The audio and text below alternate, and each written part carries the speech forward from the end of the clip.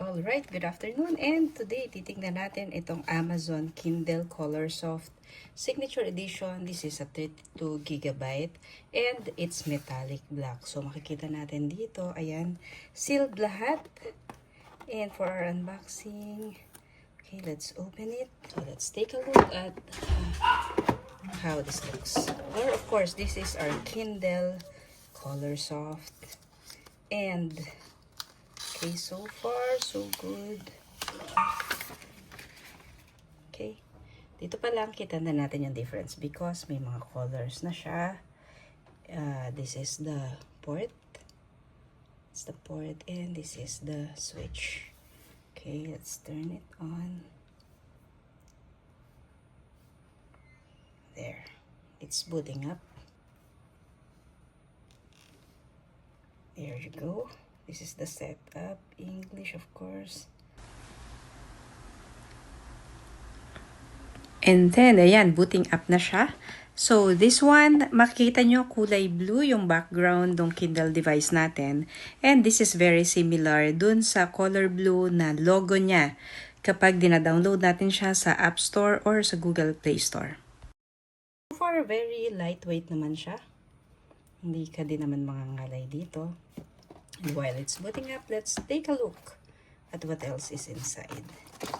Okay, so we have this one. Okay, so we can see how it's going to be charged, some product information. And of course, part of the box is the cable. So it's a USB-C cable. Okay, so for this one, set up your Kindle. So you can use the Kindle app on your phone for faster setup or continue with setup on the device. For me, I'll just set up with your phone and then connect to the app. Okay, let's see. Okay, so let's continue using our iPhone and register your Kindle. So now it's connecting. So we just wait for it a little bit. And there you go. So now you're going to set your Kindle's Wi-Fi network. So for me, I'll choose our Wi-Fi network here at home. And then just wait a bit. And then there you go. Success. Your Kindle is now logged into your Amazon account and Wi-Fi. Let's finish the setup on the Kindle device. And now we will continue the steps. So welcome to your new Kindle. You're signed in and connected to the network. And then if this is okay with you, then just click continue. So very easy to set up. Now get the newest experience. We'll download and install an update to give your Kindle the latest and greatest features. Okay, probably around 15 minutes. So let's see. It also depends on the network. Tingnan natin. Even yung Amazon logo niya, it also sort of, it has colors. You can see it, guys, right? Parang rainbow colors din. This is bought separately. This is jade color. This is the Kindle Paperwhite Kindle Colorsoft plant-based leather cover. So let's see. I think this one will definitely look good on our Kindle. So let's open it. You can hear that sweet sound. And then let's take a look at the color. Wow. Very pretty. And then this one, just a guide on how to put it here. Okay, so left side first before pushing the right side. Let's try putting it in its cover. Okay, so this time around, yung Kindle device na to, wala siya nung buttons. Wala siya nung toggle. And then, okay. Very pretty, guys. So, yan. Set up na siya. To make sure that it doesn't get scratched. Okay, let's just wait a bit. I think it's still firing up. I bought this separately, but it's highly recommended also for Kindle Colorsoft because this is the dock. Okay, but before we move there, let's go back muna dito. Make this Kindle kid-friendly. No, not for me. Okay, so no thanks. And then just click next. There, guys. Super exciting. Introducing the new Kindle Quick Access to Settings. Tap or swipe down to quickly access controls.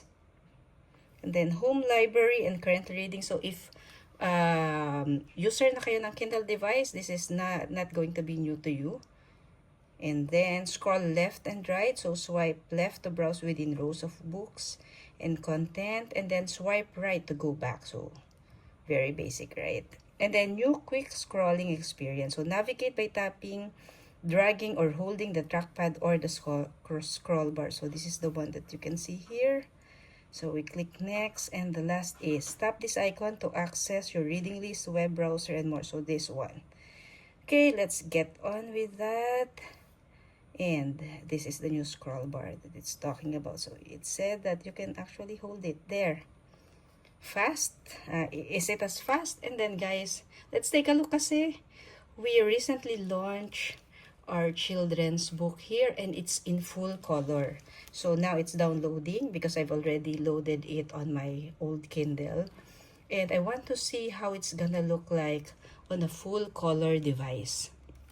So this one, mga adventures ni na Gemma Atinggo, yan makikita nyo, red na siya kasi red na siya on my other device.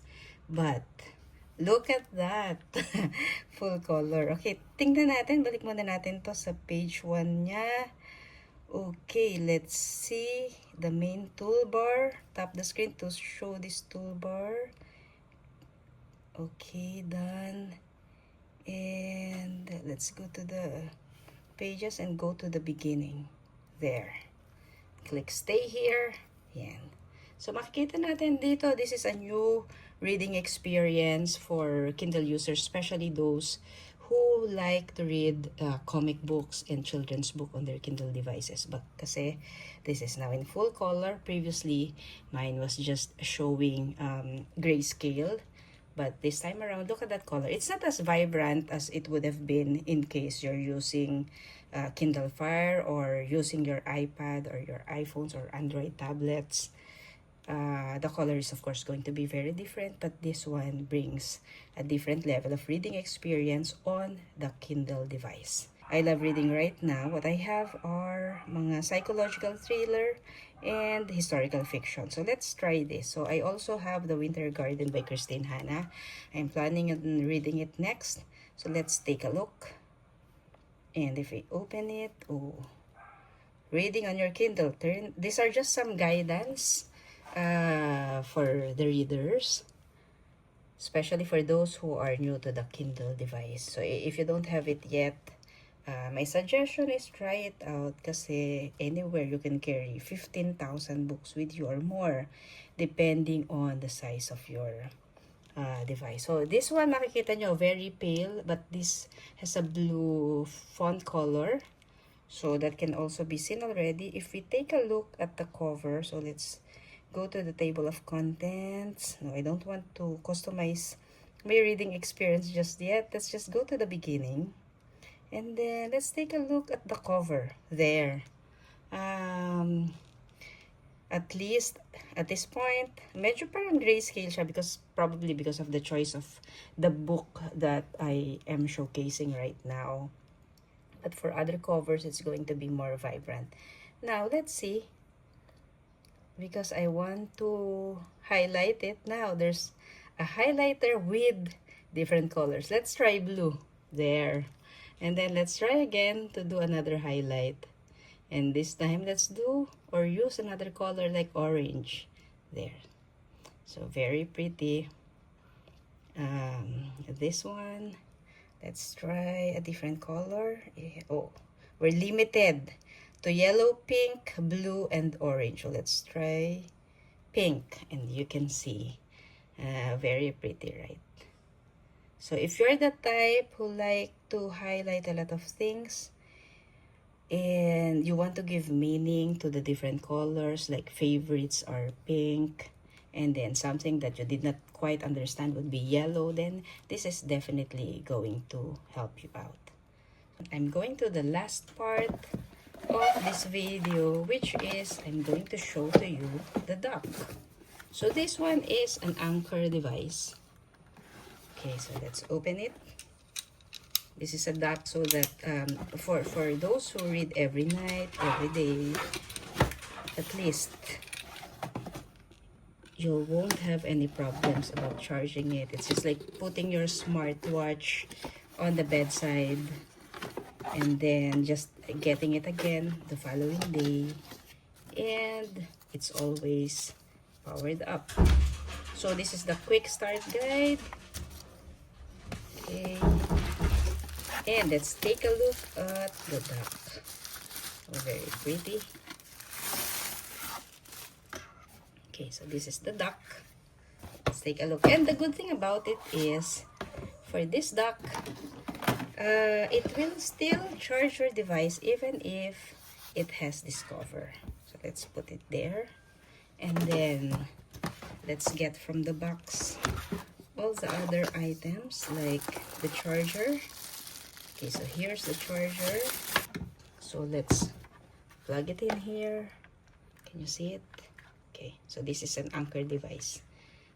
Anker made it specially for Kindle and for our bedside table. So let's get this. So the question is, how do we know if it's charging? Okay, so there's a white, did you see that earlier? Oh, it's flashing white. If I put it here, there, did you see that? It changed and it's now charging. So all set. If you're a reader, get this first, the Kindle device, and then if you want it fully protected, and get this jade cover, very pretty. It's vegan.